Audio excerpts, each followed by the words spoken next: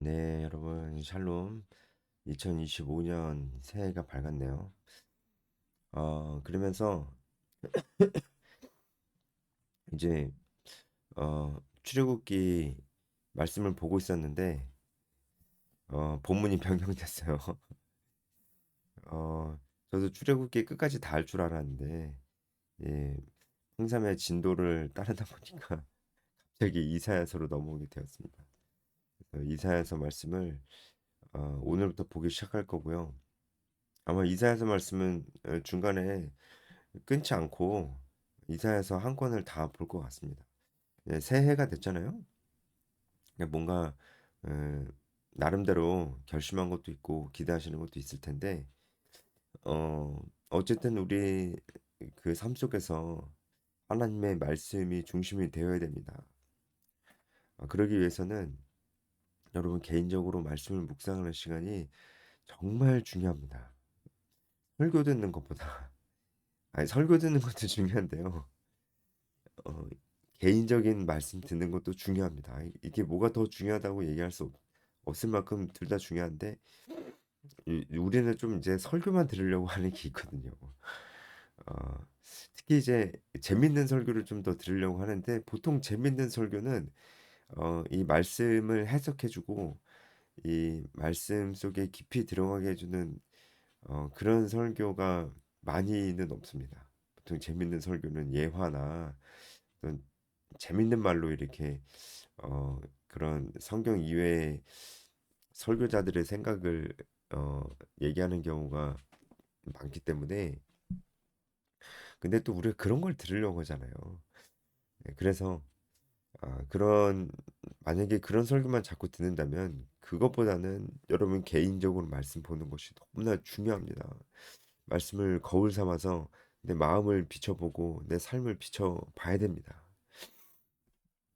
예, 올 한 해는 이렇게 말씀을 좀 깊이 내가 개인적인 말씀을 생활을 좀 하겠다. 네, 죄송합니다. 제가 감기가 낫질 않아가지고 그런 그런 결심을 좀 해보면 어떨까라는 의미에서 이사야서 말씀이 이제 시작하는데 이사야서 말씀 끝까지 이사야서가 아주 길거든요. 끝까지 한번 어, 말씀 묵상을 해보겠다. 그리고 이 해설의 도움을 여러분 받으셔서 이사야서 말씀을 한번 공부하면서 또 묵상하면서 내 영혼의 거울로 삼아보겠다. 그렇게 결심하신다면 2025년 아주 여러분 의미 있는 시작을 하시는 것이라 저 그렇게 생각을 합니다. 이사야서 말씀 보겠습니다. 1절에 보면 이사야가 언제 활동했는지 알 수가 있습니다. 유다 왕 우시아부터 활동을 했습니다. 유다 왕 우시아는 남유다의 열 번째 왕이고요. 이 우시아 아사랴라고도 합니다. 이 왕 때부터 히스기야 시대까지 어, 활동을 했다고 나와 있습니다. 그런데 히스기야의 아들인 문하세 왕까지도 활동을 한 것으로 보입니다. 그렇게 보면은 이사야는 굉장히 긴 시간 동안 60년 정도 활동을 한 것이 되고요. 선지자들 가운데서도 가장 긴 시간 활동을 했습니다. 그리고 성경 장수도 굉장히 길죠. 그만큼 또 길 수밖에 없는 겁니다. 그리고 이 이사야서의 특징은 오실 메시아에 대해서 굉장히 구체적으로 어, 예언을 하고 있어요. 그래서 이 이사야서를 구약의 복음서라고 부르기도 합니다. 1절에 보면 이사야가 유다와 예루살렘에 관하여 본 계시라 이렇게 나옵니다. 이 계시라는 이 말씀이 참 중요한 것 같아요. 히브리어로 하존인데요. 하존. 어, 이사야가 이 말씀을 계시로 받았다. 하나님이 주시는 계시 말씀으로 받았다라는 것을 우리가 한번 생각해 볼 필요가 있고 이 말씀이 이 계시라는 이 말씀이 이 시대를 살아가고 있는 우리에게 또 기억해야 될 정말 중요한 말씀인 것 같아요. 어, 요즘 이제 우리나라에도 성경을 하나님 말씀으로 잘 보지 않으려고 하는 사람들이 많이 들어오고 있습니다. 제가 해설 때 종종 꽤 자주 말씀을 드리는데요. 어, 특히 이제 유튜브 채널 잘잘법에 나오는 교수님들 다는 아닙니다. 그런데 상당히 많은 교수님들이 사실상 자유주의 신학을 하고 있으며 그 자유주의 신학의 특징은 성경을 고등 비평적으로 본다는 거예요. 제가 좀 어려운 말을 했는데 고등 비평이라는 게 있습니다. 그러니까 이 성경을 그 굉장히 이제 옛날에 계몽주의적인 그 시각으로 봤던 그런 사람들이 그런 학자들이 있었습니다. 그 사람들이 성경을 비평을 하는데 이제 이걸 고등 비평이라고 하거든요. 이제 그 사람들은 결론적으로 기본적으로 성경을 온전한 하나님 말씀으로 보질 않습니다. 그러니까 계시의 말씀으로 보지 않는다는 거예요. 하나님께서 계시하신 말씀으로 보지 않고 성경을 성경을 사람의 글로 봅니다. 그래서 이 이사야서 말씀도 후대가 편집한 글이라고 봅니다. 특히 이제 이사야서 후반부를 제2 이사야서라고 부르면서 포로기 그러니까 이스라엘 백성들이 나중에 바벨론 포로가 되잖아요. 그 포로로 살았던 그 시기에 그 유대인들이 썼던 것으로 봅니다. 그래서 이 포로기에 살았던 유대인들은 예루살렘이 어떻게 타락하고 멸망했는지 다 알잖아요. 옛날에 역사의 일을 기록하는 형태로 쓰였다는 겁니다. 근데 이사야서는 지금 앞으로 일어날 일을 예언하면서 쓴 거거든요. 그러니까 예언적 성격을 부인한 것이죠. 그래서 하나님의 계시의 말씀으로 보지 않는다는 것입니다. 여러분, 제가 이 설명을 원래는 좀 잘 안 드리는데 제가 짧게 해설을 하려다 보면 여기까지는 원래는 말씀을 안 드리는데 제가 이 시대에는 이런 설명이 꼭 필요하겠다라는 생각이 드는 것은 여러분 혹시 그 요즘에 워낙 자유주의 신학이 너무 빠른 속도로 들어오고 있어서 이 이사야서를 지금 제가 설명하는 것처럼 설명하는 어떤 목사님이나 교수님이 있다면은 그분은 그분이 그렇다고 자유주의 신학자라고 볼 수는 없습니다. 그렇게 볼 수는 없다고 하더라도 적어도 그분은 자유주의 신학의 영향을 받은 분이다라고는 볼 수 있습니다. 그렇다고 그냥 그분이 막 아, 그 어, 그 적어도 그 부분에 있어서는 이사야서를 보는 관점에 있어서는 자유주의 신학의 영향을 분명히 받은 것이다라고 볼 수 있습니다. 제1 이사야서, 제2 이사야서 이런 식으로 얘기를 한다든가 포로기 시대의 유대인들이 어, 편집해서 썼다는 얘기를 한다든가라고 한다면은 그분은 분명히 자유주의 신학의 영향을 받은 것이고 자유주의 신학은 분명한 것은 성경을 온전한 하나님의 말씀으로 보지 않는다는 것입니다. 그래서 그 사람들은 이 계시의 말씀이라는 것을 부정하죠. 그래서 이 계시, 하존이라는 이 계시가 어, 굉장히 중요한 표현이고 이사야서 말씀을 하나님 말씀, 계시의 말씀으로 쓰였다라는 것을 우리가 분명히 할 필요가 있습니다. 근데 전체적인 내용을 봐도 이게 하나님의 계시의 말씀이 아닐 수가 없어요. 그렇죠? 그러니까 네, 그렇습니다. 네. 이 절을 보면 하늘이여 들으라 땅이여 귀를 기울이라고 하면서 이사야서가 이제 하늘과 땅을 소환합니다. 하늘과 땅을 소환하는 이유는 이스라엘의 범죄를 고발하기 위함인데요. 범죄를 고발하기 위해서 증인을 세우는 겁니다. 증인을 2명 세우는 거예요. 하늘과 땅. 여러분 성경 말씀 보면 율법에도 증인이 2명 이상은 돼야 이 재판이 성립이 되거든요. 지금 그런 의미에서 법적으로 이스라엘을 고발하고 있는 거예요. 이스라엘의 범죄 사실이 너무나 분명하다. 그 증인으로 하늘과 땅을 소환하는 겁니다. 하늘은 영적 세계를 대표하는 증인이고 땅은 육체적 물질적 세계를 대표하는 증인입니다. 그러니까 하나님께서 지으신 모든 영적 세계와 물질 세계 모두가 다 이스라엘의 범죄한 사실을 다 알고 있는 증인들이라는 거죠. 그만큼 이스라엘의 범죄 사실이 너무나 분명하다는 거죠. 내가 자식을 양육하였거늘 그들이 나를 거역할도다. 저는 정말 이 말씀을 보면서 많이 울었던 기억이 납니다. 사실 우리가 좀 이 출애굽기 묵상하다가 갑자기 이사야서로 건너뛰어가지고 실감이 좀 안 나는 것이 좀 안타까운데, 성경 말씀을 쭉 통독을 좀 하다 보면은 이 이스라엘 백성들을 향한 하나님의 사랑과 인내가 얼마나 깊은지를 아는데, 이스라엘 백성들이 계속적으로 하나님을 떠나고 하나님을 사랑하지도 않고 하나님 말씀을 귀하게 여기지도 않고 중요하게 여기지도 않고 굉장히 멸시하고 그런 모습들이 계속 보여지거든요. 그걸 봤을 때 하나님의 심정이 어땠을까라는 생각이 계속 드는데, 하나님의 심정이 이랬다는 거예요. 내가 자녀를 양육했는데 그들이 나를 거역했다. 야, 이게 자녀를 양육할 때 어떤 마음으로 양육합니까? 사랑으로 양육하잖아요. 그런데 그 자식들이 나를 거역하였다. 이게 얼마나 가슴 아픈 표현입니까, 사실은. 여기서 거역하였다는 것은요, 어, 언약적 의무를 이행하지 않았다는 뜻입니다. 언약적 의무를 이행하지 않았다. 그러니까 어, 부부 사이를 한번 생각해 봐도 되죠. 부부 사이는 서로 언약적 관계잖아요. 결혼이라는 언약적 관계로 맺어진 사이가 부부 관계입니다. 부부 관계는 그냥 단순한 사랑이라는 감정으로 맺어져 있는 관계가 아니에요. 언약이라는 관계로 맺어져 있습니다.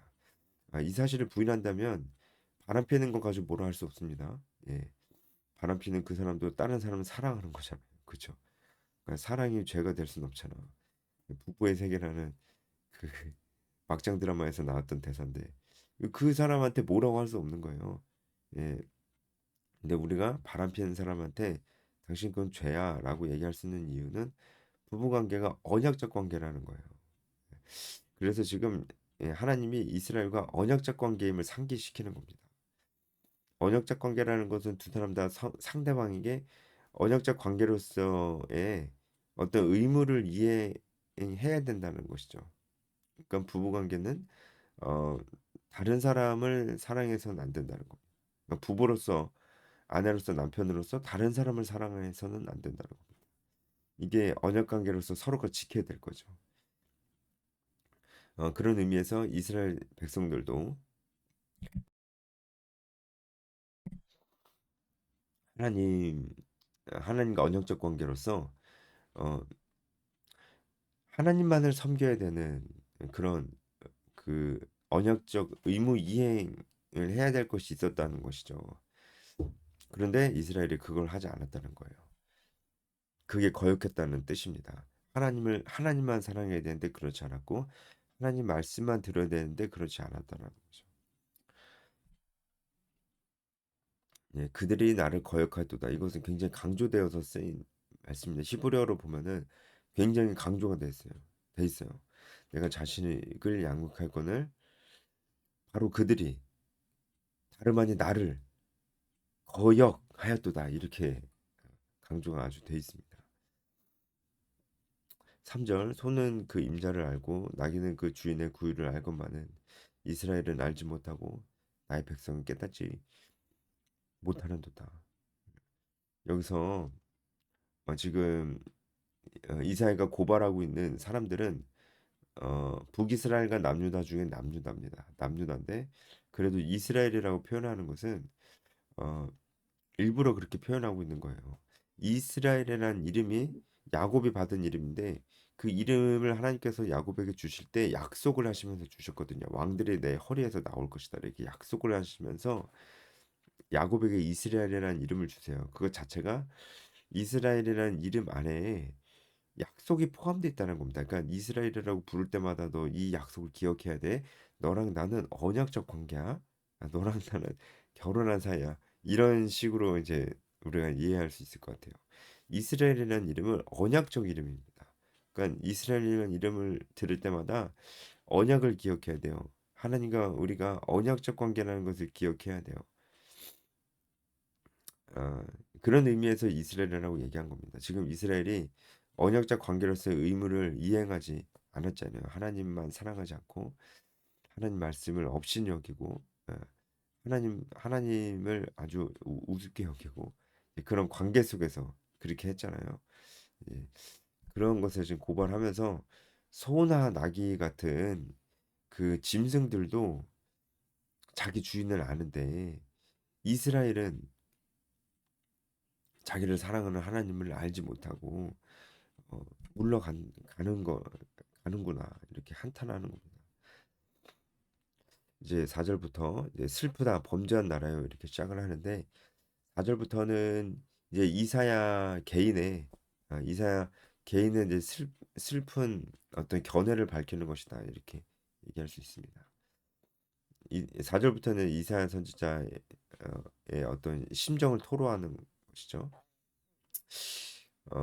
슬프다 범죄한 나라여 허물진 백성이요 행악의 종자요 행위가 부패한 자식이로다. 행악의 종자라는 것은 그냥 죄악된 본성을 그냥 가지고 있다 이렇게 얘기를 하는 거죠. 이스라엘의 거룩한 일을 만홀히 여겨 멀리하고 물러가도다. 만홀히 여겼다는 것은 히브리어 나추라고 돼 있는데요. 어, 기본적으로 멸시하면서 격동시키는 것입니다. 예, 멸시와 격동이 함께 옵니다. 그러니까 이스라엘의 거룩한 일을 만홀히 여겼다는 것은 하나님을 멸시했다는 거예요. 그러니까 무시하면서 살았다는 겁니다.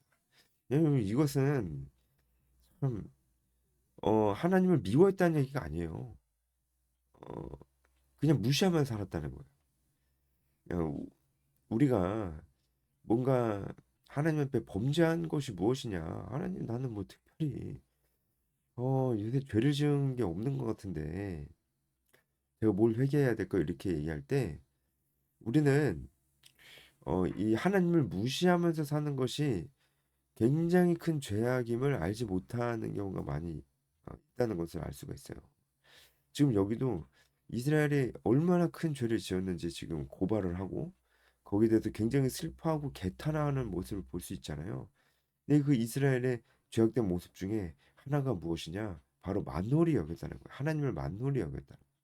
하나님을 만홀히 여겼다는 것은 하나님을 무시하며 살았다는 거예요. 막 적극적으로 미워했다는 얘기가 아니에요. 그냥 단지 무시하며 살았다는 거예요. 이게 엄청난 죄악이라는 거예요. 어떻게 그럴 수 있느냐라는 거예요. 우리 삶에도 하나님을 무시하며 사는 게 없냐라는 거예요. 무시하며 사는 것은 이렇게 얘기할 수도 있는 겁니다. 잊고 살았어요.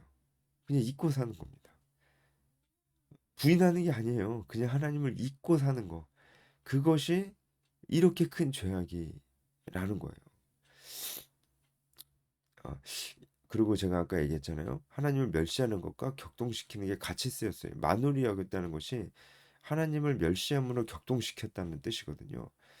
우리가 하나님을 무시할 때 하나님은 굉장히 격동하시면서 진노하십니다. 아니 당연하잖아요. 아니 다른 사람도 아니고 사람도 아니고 하나님을 무시했는데 여러분 무시하는 것만큼 기분 나쁜 게 없잖아요. 근데 하나님께서 어떠실까요? 그렇죠? 그 격동하시는 겁니다. 그게 만놀이 여겼다는 이 표현에 다 들어가 있습니다. 너희가 어찌하여 매를 더 맞으려고 폐역을 거듭하느냐. 이 거듭하잖아요. 이 거듭하다는 것도 어, 계속 죄를 반복해 간다는 것인데 사실 죄를 반복한다는 것은 그 심각성은 더해 간다는 것입니다. 그렇잖아요. 반복한 할수록 그 심각함은 더해 가는 것입니다. 지금도 그러고 있다라는 것입니다. 온 머리는 병들었고 이제 마음은 피곤하다.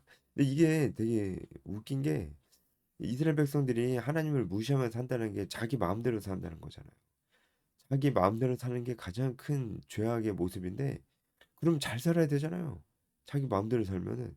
그런데 지금 결과가 어떠냐면 머리가 병들었고 마음이 피곤하대요.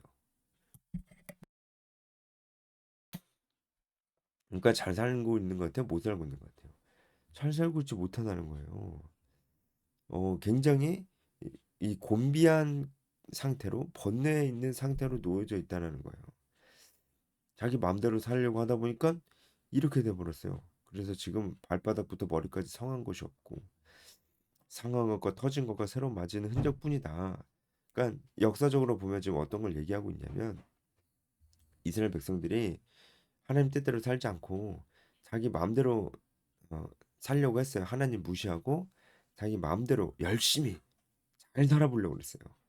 열심히 살려고 그랬어요. 이스라엘 백성들은 열심히 살았어요, 실제로. 근데 그렇게 하다 보니까 이방의 우상들을 들어오게 됐고 섬기게 됐어요. 어, 이것이 외교적으로 그렇게 했습니다. 외교적으로 그렇게 하는 것이 실제로 외교적인 효과가 있었거든요. 그래서 그렇게 했어요. 근데 그렇게 하다 보니까 이스라엘 사람들이 더욱더 곤비해졌습니다. 그러니까 이방에 있는 것들을 가지고 들어오다 보니까 그 오히려 그 이방의 지배를 받게 되고 그들이 결국은 이스라엘을 지배하게 만들어 버리게 된 것이죠. 그래서 지금 어, 이사야가 예언하고 있을 이때 우시아 왕 때부터 남유다 북이스라엘 국력이 굉장히 쇠약해지면서 아수르의 침공을 받게 됩니다. 아수르의 침공을 받게 되고 나중에는 예루살렘은 빼놓고 다 점령당하게 되는 아주 민족의 운명이 풍전등화의 상태에 놓이게 되는 그때까지 가게 됩니다. 어, 발바닥부터 머리까지 성한 곳이 없다라고 얘기를 하는 거죠. 그래 너희 땅을 황폐하였고 말 그대로 황폐하게 되었습니다. 너희 성읍들은 불에 탔고 너희 토지는 목전에서 이방인에게 삼켜졌으며 이방인에게 파괴된 것이 진짜 다 파괴됐습니다. 그 얘기를 하고 있는 것입니다. 딸 시온은이라고 하면서 남유다를 얘기하고 있는데 그래서 딸이라는 것은 이스라엘 백성들을 얘기하는 거고요. 시온은 예루살렘을 얘기하는 하는 겁니다. 그러니까 예루살렘에 거주하는 예루살렘 사람들을 얘기하는 거죠. 포도원의 망대같이 참외밭의 원두막같이 남아버렸다. 그러니까 지금 예루살렘만 남아버렸다라는 거예요. 그러니까 밭에 한가운데 있는 원두막 이제 원두막 하나만 남아 있고 다 그냥 그 근처에 어떤 집도 없는 거잖아요. 포도원의 망대만 하나 우뚝 서 있고 그 주변에는 어떤 건물도 없는 거잖아요. 그렇죠? 그것처럼 예루살렘 하나만 남아 버리게 되었다는 거예요. 그만큼 황폐하게 되었다는 것입니다. 여러분 오늘 말씀 보면서 어, 하나님께서 이사야를 통하여서 이스라엘 백성들의 죄를 막 고발하시는 것 같지만 고발하신다기보다는 그 사실에 대해서 굉장히 마음 아파하시는 것입니다. 그 하나님의 마음을 묵상했으면 좋겠고요. 한 가지 하나님을 무시하고 사는 것. 그러니까 하나님 생각하지 않고 그냥 하나님 뜻대로 사는 것이 무엇인가를 그렇게 중요하게 여기진 않는 거예요. 중요하게 여기니까라고 물어보면 중요하게 여긴다 말은 해요. 그런데 실제로는 중요하게 여기지 않고 그것을 위해서 자신의 시간을 내지 않고 사는 것입니다. 이것이 하나님을 무시하면서 사는 것이 아니겠습니까? 무시하면서 사는 것이 얼마나 큰 죄인지를 우리에게 보여주고 있습니다. 그러니까 하나님과 개인적으로 말씀과 기도로 동행하는 시간 내지 않고 그리고 복음을 전하고 제자를 사는 삶을 살지 않고 그것이 자기가 살아야 될 삶이라고 생각하지 않고 그것이 그렇게 중요한 것이라고 생각하지 않고 그리고 하나님 우리에게 알려주신 가치와 윤리 도덕 기준들을 따라 살지 않고 예, 이런 것들이 이제 하나님 무시하는 삶이다라고 볼 수가 있을 겁니다. 묵상해 보면 좋을 것 같습니다. 여기까지 하겠습니다.